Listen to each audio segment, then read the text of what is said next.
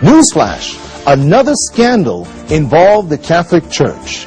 Journalists and researchers from the ABC News most recently published another case of genocide committed by the Catholic Church. Those involved have labelled it a national disgrace. Tens of thousands of women forced to hand over their newborn babies to parents deemed more suitable. Today, Catholic health officials said sorry for the forced adoption policy they operated in the 50s, 60s and 70s. The apology follows a lengthy investigation by the ABC and the Senate. Jane Margetts has the story. It's meant to be a joyous occasion, but for more than 150,000 mothers, it's a trauma from which they will never recover. I remember when he was born and I heard her cry and then he was just gone.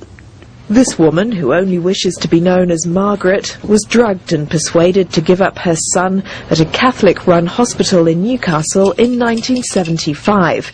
She was just 17. And they said if I loved him, that I'd do what was best for him.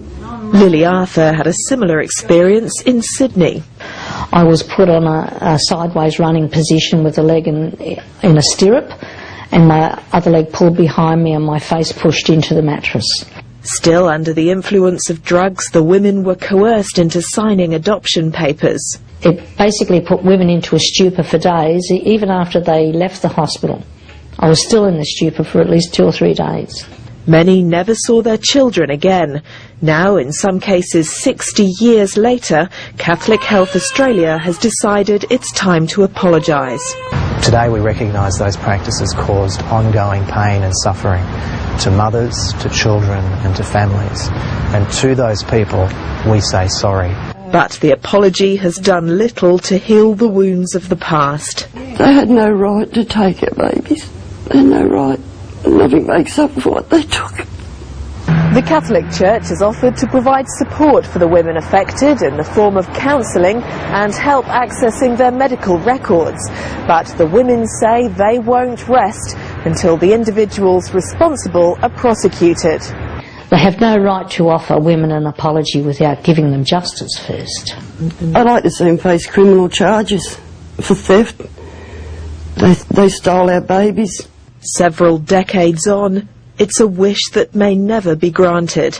Jane Margetts, ABC News. This forced the executive director in Australia of the Catholic Church in Matters of Health, Martin Laverty, to apologize publicly as the scandal has gotten out of hand. The Australian Catholic Church can no longer hide and had to formally apologize to tens of thousands of victims of forced adoptions between 1950 and 1970. This is an issue that is currently considered a national disgrace, while providing them counseling, seeking support for their lost relatives, and the possibility of compensation.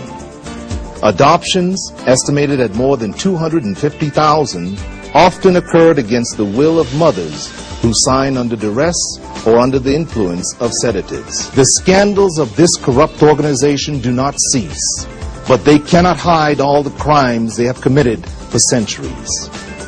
But the time has come for all the lying and the cruelty committed by the Catholic Church and all its known religious organizations to be punished.